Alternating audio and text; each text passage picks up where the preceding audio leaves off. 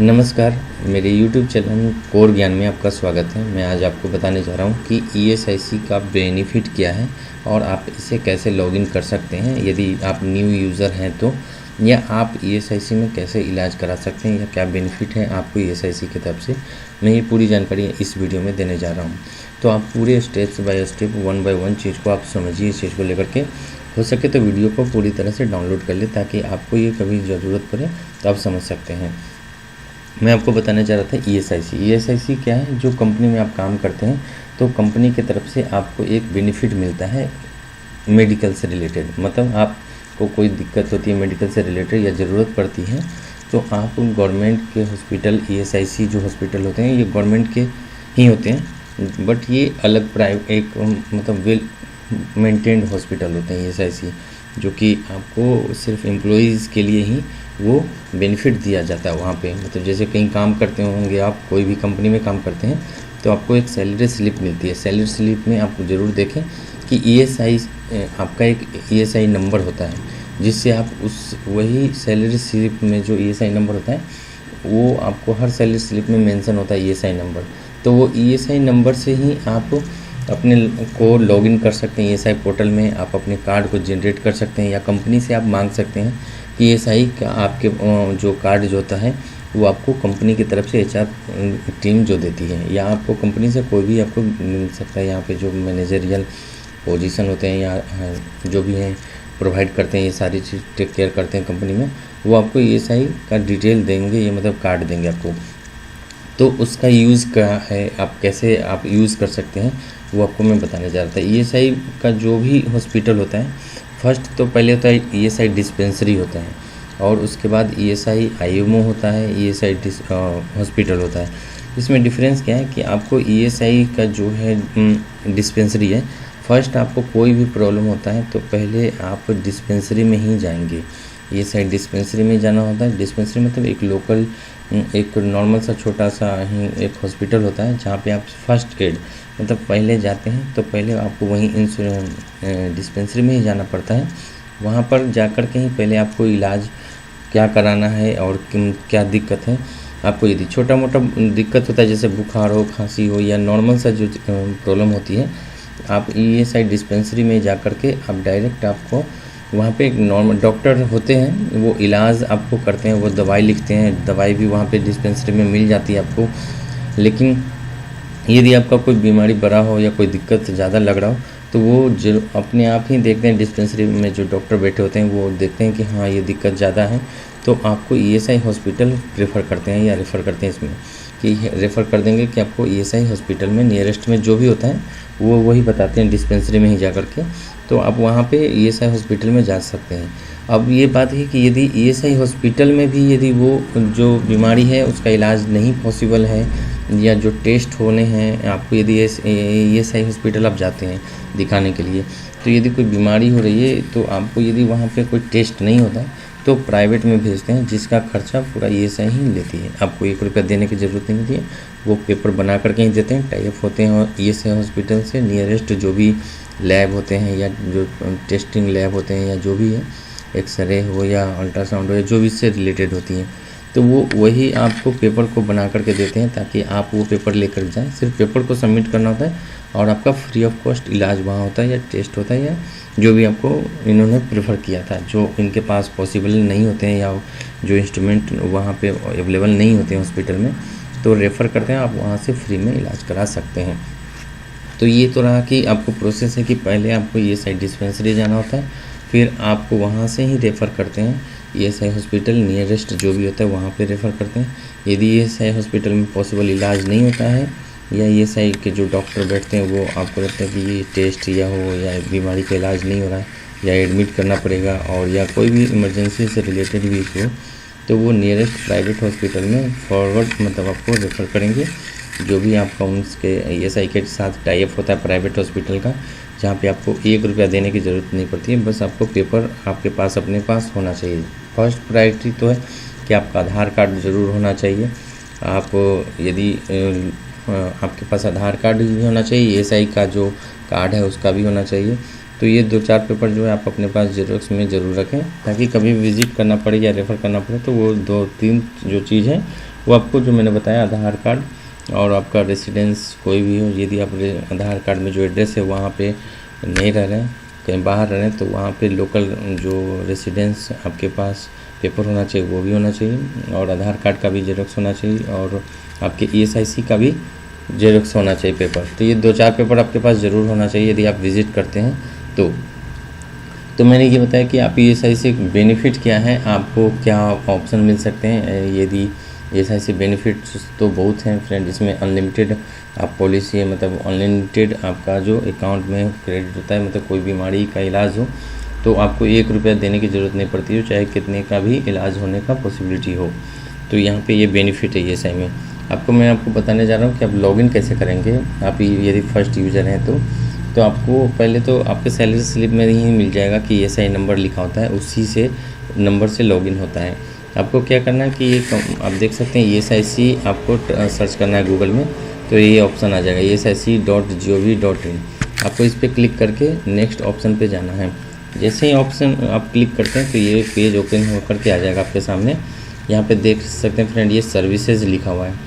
Services पे जैसे ही आप क्लिक करते हैं तो ये आपको नीचे ऑप्शन बना हुआ जाता है employees, employers, type hospital, grievance, residence. तो ये सब है फ्रेंड कि ये आपके लिए ऑप्शन यूज़ होगा कि आप यदि कोई कंप्लेन करना चाहते हैं तो यहाँ पे ESI डॉक्टर के अगेंस्ट या कोई हॉस्पिटल के अगेंस्ट, या जहाँ अपने डिस्पेंसरी में गए हैं वहाँ पे कोई दिक्कत हुई या दवाई नहीं मिली उसको, उन्होंने मना कर दिया दवाई नहीं, फिर भी आप फ्रेंड कंप्लेन कर सकते हैं। यदि दवाई उनके पास होता ही है, नहीं होता है तो वो पैसे पे करते हैं उसके, यदि आप दवाई ले लेते हैं कहीं से बाहर से तो, और वो लिख करके ही देना है उनको कि हाँ ये दवाई उनके पास नहीं है। तो ये कंप्लेन के लिए है फ्रेंड। ये टाइप हॉस्पिटल है कि आप देख सकते हैं कि टाइप हॉस्पिटल कौन कौन सा है प्राइवेट जो होता है ESIC से, वो आप देख सकते हैं अपने एरिया में। यहाँ पे क्लिक करके एम्प्लॉयर है जो आप जिनके यहाँ काम कर रहे हैं, जिस कंपनी में काम कर रहे हैं उनके लिए ये पोर्टल है। आप एम्प्लॉयज़ पे क्लिक करेंगे, जैसे एम्प्लॉयज़ पे क्लिक करेंगे फ्रेंड ये आप देख सकते हैं ये बहुत सारे ऑप्शन आ जाते हैं। टाइप हॉस्पिटल हो या स्केल ऑफ मेडिकल बेनिफिट है, या भी पोर्टल है, अटल बीमित जो है ये ऑप्शन है। तो आपको करना क्या, IP पोर्टल पे जाना है, जो इंश्योरेंस पर्सन जो होते हैं उसके लिए आपको यहाँ पे क्लिक करना है। जैसे ही आप क्लिक करते हैं इंश्योरेंस पर्सन पे, आप देख सकते हैं मैंने क्लिक किया है तो यहाँ पे एक पॉपअप बन के ऊपर में आ जाता है। आपको सिर्फ करना है कि हाँ जी ओके करना है। इस पर IP पोर्टल पे ही जाना चाहते हैं डायरेक्ट, हाँ तो यहाँ पे सिर्फ ओके करके जैसे ओके करते हैं आपके पास ये ओपन हो जाता है पेज। इसमें देख सकते हैं बाय डिफ़ॉल्ट हिंदी में ही आ रहा है, आप इसको ना लैंग्वेज को चेंज कर सकते हैं। जैसे देख सकते हैं ये सारे लिखा हुआ है हिंदी में ही, तो आपको यहाँ पे हिंदी लिखा हुआ है, यहाँ पे सिलेक्ट करना है, और यहाँ पे जैसे ही सेलेक्ट करते हैं तो लैंग्वेज बहुत सारा आ जाता है जो आपको रीजनल लैंग्वेज है इंडिया में वो सिलेक्ट करना होता है। मैंने यहाँ पे इंग्लिश सेलेक्ट किया, जैसे इंग्लिश सेलेक्ट किया ये पेज फिर से रिफ्रेश होकर के ओपन हो चुका है। आपको करना क्या है, यहाँ पे यूज़र नेम, पासवर्ड और यहाँ पे कैप्चा जो लिखा हुआ है यहाँ पे, ये आपको कैप्चा इंटर करके लॉगिन पे क्लिक करना है। अब मैं आपको बताता हूँ यदि फर्स्ट टाइम आप यूज़र हैं, फर्स्ट आप लॉगिन करना चाह रहे हैं, या आपको कंपनी की तरफ से सिर्फ ESI नंबर जो मैंने बताया सैलरी स्लिप में होता है वो आपको दिख रहा है, उसी के थ्रू आप लॉगिन करना चाहते हैं, या फॉरगेट पासवर्ड पे क्लिक करना चाहते हैं, या साइन अप पे क्लिक करना चाहते हैं। तो मैं पहले बता देता हूँ कि आप यदि साइन अप पे क्लिक करना चाहते हैं, ये साइन अप लिखा हुआ, साइन अप मतलब आप खुद से रजिस्टर कर रहे हैं इसको, मतलब आपके पास कोई फर्स्ट टाइम है, आपको कोई जानकारी नहीं है, आप लॉगिन करना चाह रहे थे, फर्स्ट टाइम इलाज कराना चाह रहे थे, या आपको ESIC कार्ड डाउनलोड करना था, तो यहाँ पे साइन अप पे क्लिक करना होता है। साइन अप पे जैसे ही आप क्लिक करेंगे ये पेज ओपन हो जाएगा, जहाँ पे इंश्योरेंस नंबर जो आपको मैंने बताया कि आपके सैलरी स्लिप में IP नंबर, ESIC नंबर जो लिखा होता है वो ESI नंबर ही यहाँ पे डालना है। डेट ऑफ बर्थ जो आपका आधार कार्ड में है वो, जो आपने कंपनी में दिया होगा वो, आप कंपनी में जो आपने मोबाइल नंबर दिया होगा, जो आपने कंपनी का मोबाइल नंबर भी दिया होगा वो भी आपको वही मोबाइल नंबर आपको यहाँ सबमिट करना है। कैप्चा जो आपको मैंने बताया नीचे जो लिखा हुआ है वो कैप्चा को आपको यहाँ पे मेंशन करना होता है, यहाँ पे डालना होता है। उसके बाद साइन अप क्लिक करना होता है। उसके बाद आपके पास ऑटोमेटिक आपके मोबाइल नंबर पे जनरेट हो जाएगा एक OTP, उसी के थ्रू आप लॉगिन कर सकते हैं नेक्स्ट टाइम। तो ये फ्रेंड रहा फर्स्ट टाइम जब आप लॉगिन करते हैं तब। दूसरे मैं आपको बता रहा हूँ यदि आपका अपने फॉरगेट पासवर्ड आपका है इंश्योरेंस पर्सन, आप पहले भी लॉगिन कर चुके हैं बहुत दिन पहले ही, आपको मालूम नहीं है कि क्या पासवर्ड है, तो आपको यहाँ फॉरगेट पासवर्ड पे क्लिक करना होता है। जैसे फॉरगेट पासवर्ड पे क्लिक करते हैं तो ये ऑप्शन आ जाता है इंश्योरेंस नंबर। आपको इंश्योरेंस नंबर तो आपको मैंने बताया जैसे सैलरी स्लिप में होता है, या आपको कंपनी की तरफ से प्रोवाइड किया गया होगा ESI नंबर। तो यहाँ पे ESI नंबर आपको डालना पड़ेगा। कैप्चा जो मैंने बताया यहाँ पे लिखा होता है साइड में, वही आपको मेंशन करके सबमिट करना होता है। आपके मोबाइल नंबर पे जो आपको जब नेक्स्ट पेज ओपन होगा उसमें मोबाइल नंबर पे जो OTP गया होगा, जो कंपनी की तरफ से आपने कंपनी में मोबाइल नंबर दिया होगा, वही मोबाइल नंबर यहाँ सबमिट होता है। तो बाय डिफ़ॉल्ट उसी नंबर पे आपके OTP जाते हैं। तो OTP जब आपके पास गया होगा तो आप उसको OTP डाल करके सबमिट कर सकते हैं। तो आपके पास पासवर्ड क्रिएट करने के लिए आ जाएगा, न्यू पासवर्ड और ओल्ड पासवर्ड का।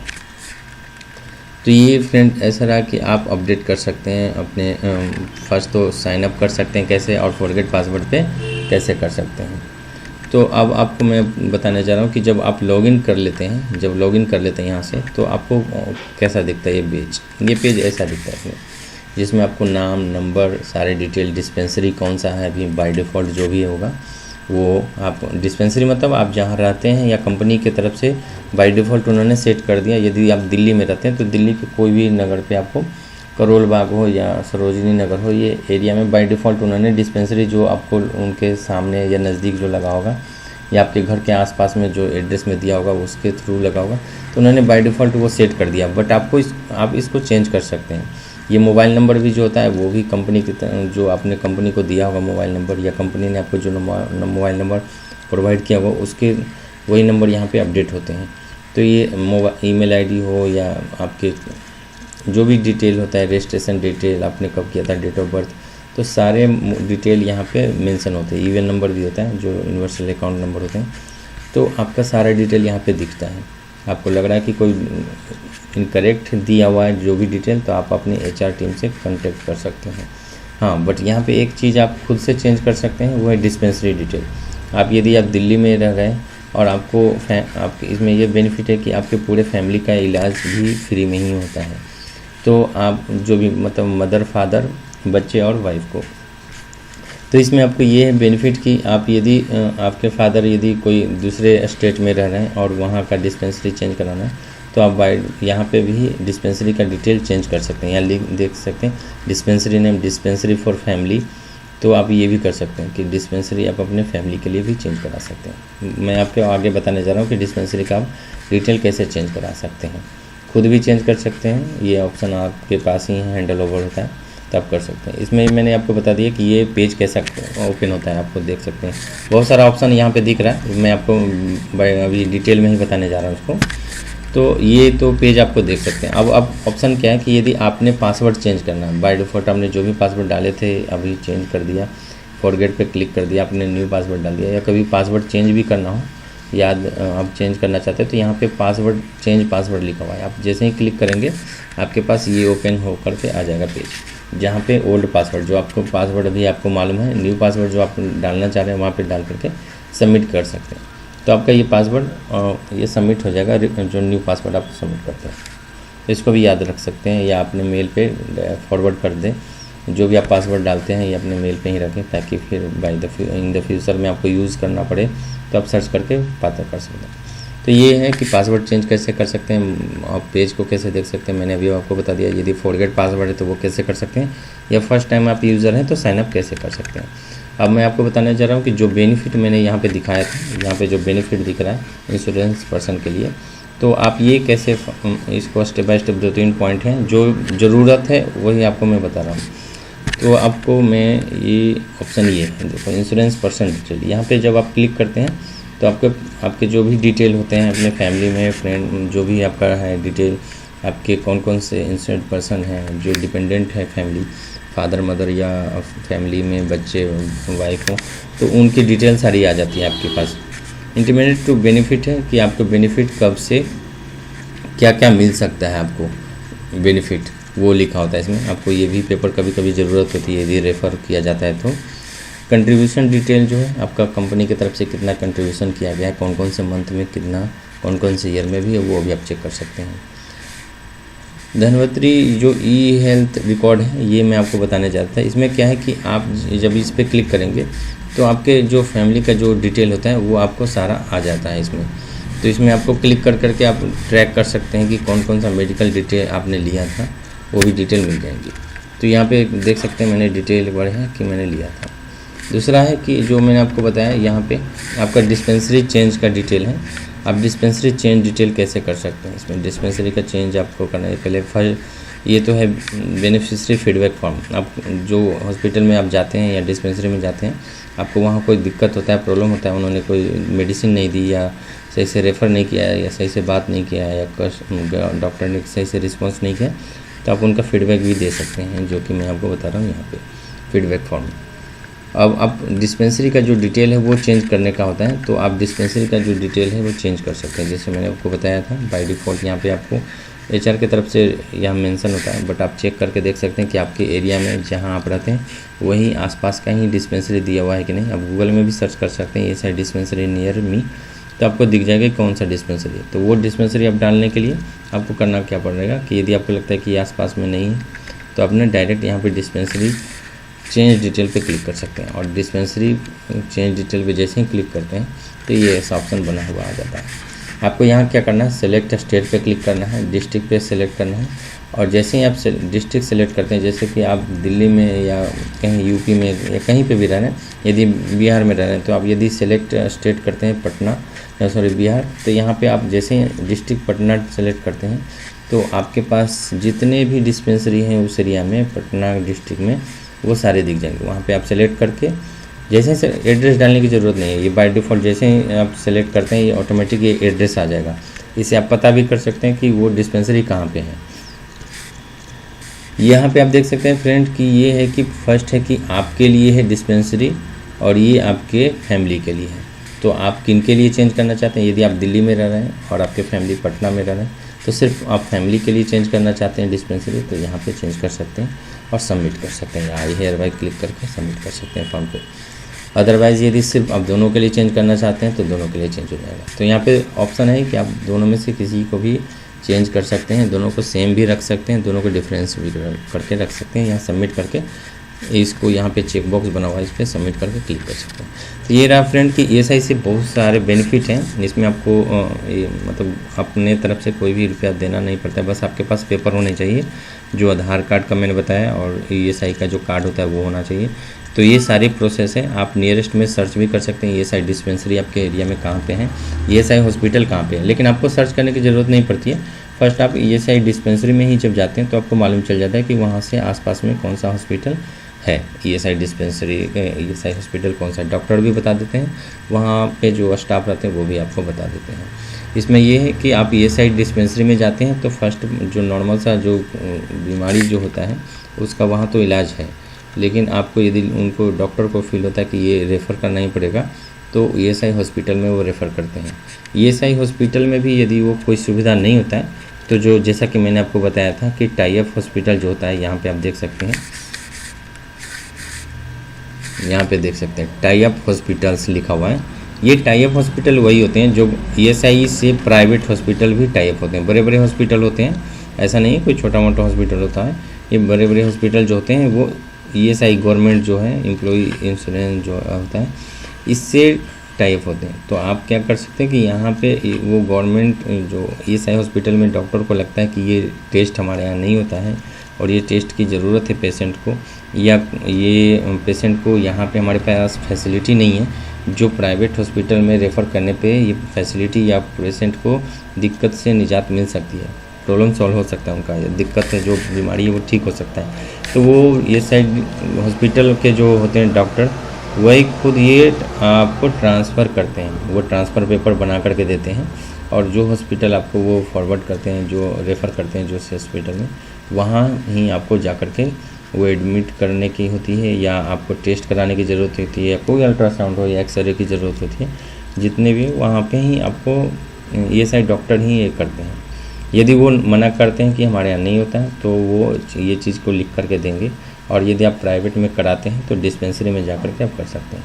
हाँ, एक और ज़रूरी फ्रेंड कि यदि कोई इमरजेंसी में दिक्कत होता है या आप प्राइवेट हॉस्पिटल में एडमिट होते हैं या प्राइवेट हॉस्पिटल में आपका कोई इलाज हुआ है सडनली या इमरजेंसी में, और आप इंश्योरेंस पर्सन हैं, ESIC से आपका है, तो आपको फर्स्ट प्रायोरिटी है कि आप ईएसआई डिस्पेंसरी में ये इन्फॉर्म करेंगे 24 घंटे के अंदर में कि आपका ईएसआई नंबर है, आपका ईएसआई पेपर है और आपका पेशेंट, ये जो आपके डिपेंडेंट थे, जो मैंने बताया फैमिली के बारे में कि फैमिली में वाइफ, बच्चे और मदर फादर की होते हैं।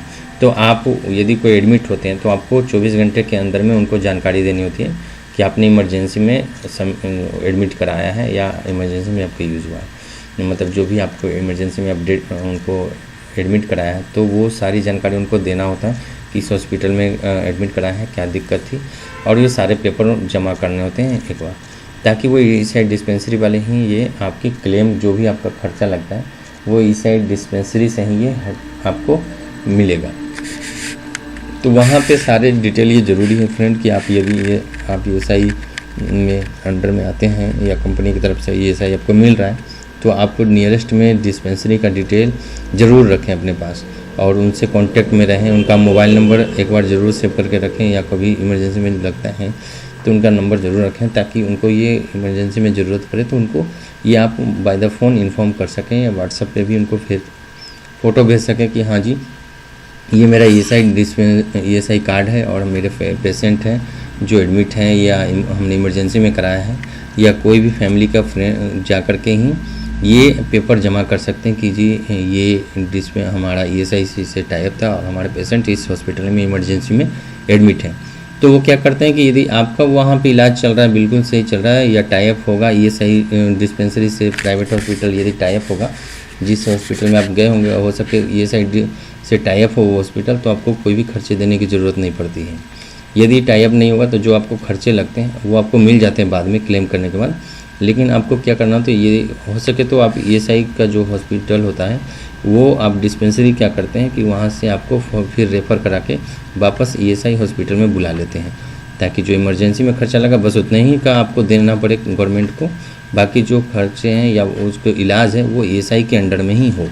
तो ये है प्रोसेस पूरा फ्रेंड, मैंने आपको जो बताया, आपको ये पूरा प्रोसेस है आपको लॉगिन करने का। फर्स्ट टाइम यूज़र हैं तो आप कैसे लॉगिन कर सकते हैं, तो ये सारी चीज़ें मैंने आपको ईएसआई के डिटेल में बताया है। ये हमारा वीडियो कैसा लगा फ्रेंड आपको, ये प्लीज़ हमारे वीडियो को ज़रूर लाइक करें, मेरे चैनल को ज़रूर सब्सक्राइब करें, और मेरे वीडियो को, इस तरह का वीडियो जो इन्फॉर्मेटिव वीडियो है, ये अपने फैमिली फ्रेंड में या ज़रूर शेयर करें, जिनको ये ज़रूरत हो वो उनको आपको ये चीज़ के बारे में मालूम चल पाए कि क्या है, क्या क्या बेनिफिट है। मैंने सारे वीडियो आपको दिए। आपको कोई भी डाउट लगता है आप प्लीज़ कमेंट में डाल करके कमेंट में ज़रूर डालें, ताकि मैं उसी तरह का रिस्पॉन्स या रिप्लाई कर पाऊँ या इन्फॉर्मेशन दे पाऊँ। Thank you friend for watching this video. Thank you.